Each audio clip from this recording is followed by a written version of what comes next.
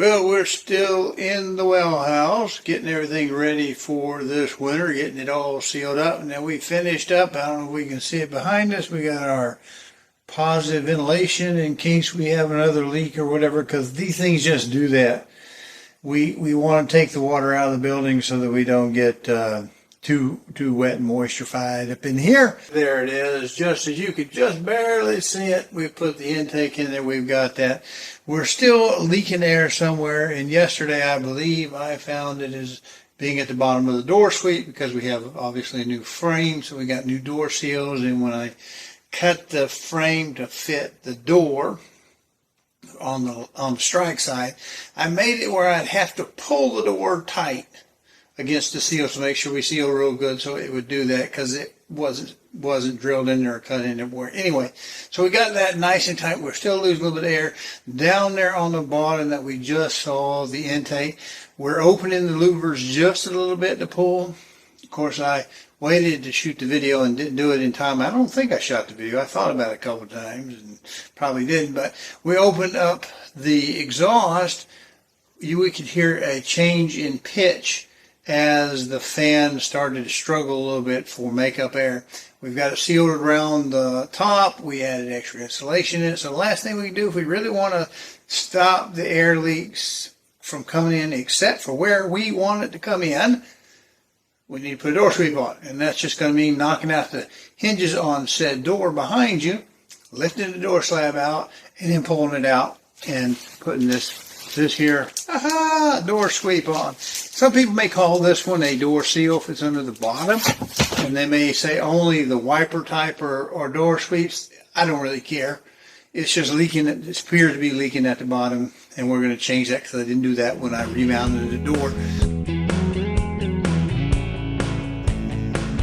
Now, I want to point one thing out, that the instructions on that door seal don't tell us. They say knock the hinges out. Well, that's assuming that you have an in-swinging exterior door like we have here, like most people have an in-swinging door. They do make exterior doors that swing out. Now, the problem with the verbiage I just used as being an out-swinging door, you can't knock the pins out, because if you could knock the pins out, you could break into any structure just by knocking the pins out. You wouldn't have to have the lock. Just knock the pins out, pull the door off. So they weld the hinges together. The pins are welded at the bottom. You can't get the pins out. So if you have a door like that, and you have an out-swinging door, you'll have to then take your door off its hinges right there. You just have to unlock the door, take the door hinges off, instead of taking the pins out. Well, all right. Now, I didn't show you knocking the pins out because, holding the camera, trying to knock them out, hammer in one hand, pin punch on the other.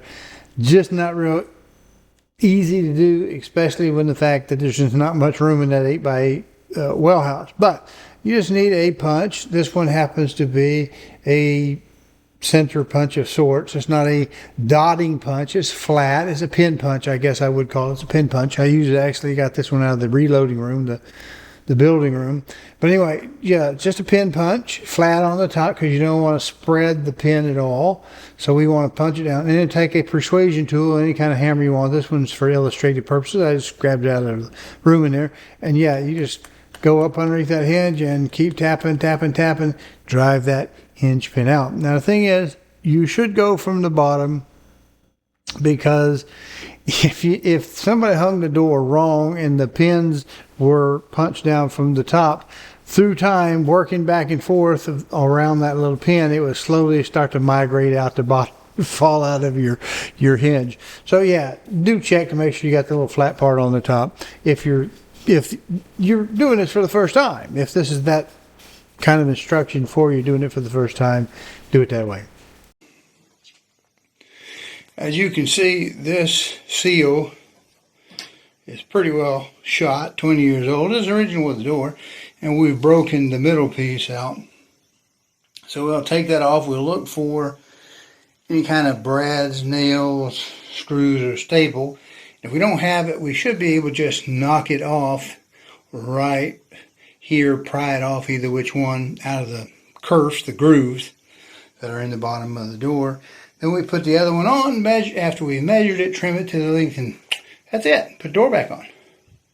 If you like this content, please go to calldeltosell.com, find the tab that says on YouTube, click it, and it'll open up a page of QR codes. There you can use a smartphone to scan and get to the YouTube page, or you can just mouse over and click it on a PC. There you'll be able to subscribe to this little button over here and click the notification bell so that YouTube will notify you. Thank you.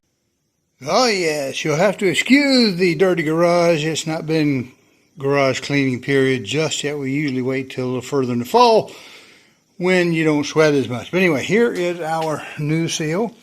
Old seal, we can see it's busted on that side. What we have to do is come down here and cut it with a handsaw. With a hacksaw, actually, is the type of handsaw we'll use. We'll cut it right there, try to square it up nice.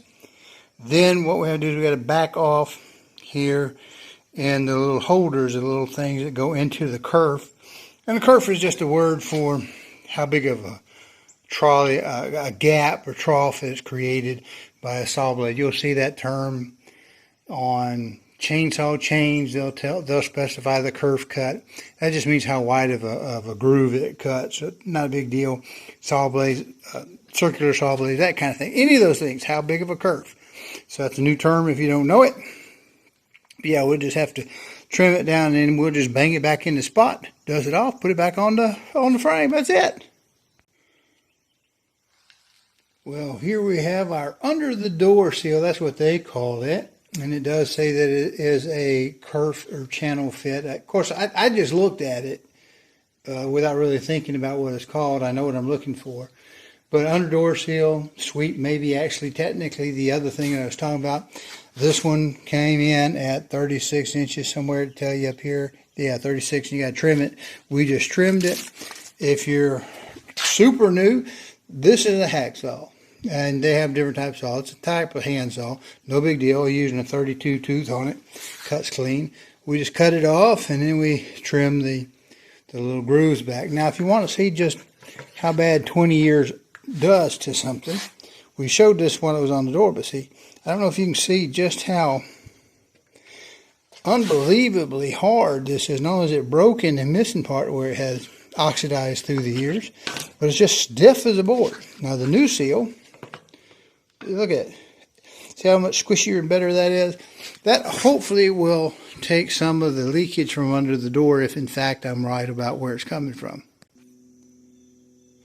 Well, we've got a little brush here, and we're going to brush out the, what do we call the grooves? That's right, they're kerfs. So now you know a new word. If you didn't know it before we started, you know that new word. We're just going to brush them out and put it on. Finish. Now we're just standing on our heads just a little bit, but if I can see what I'm doing and do it at the same time, see, this just squishes right down into those grooves, and that's all there is to put it on. Well, that's the show. Super easy to do. If you will, do the subscribe thing, hit the notification bell. You know the drill. You hear a lot of people ask you for that. Really helps a lot. See you next week.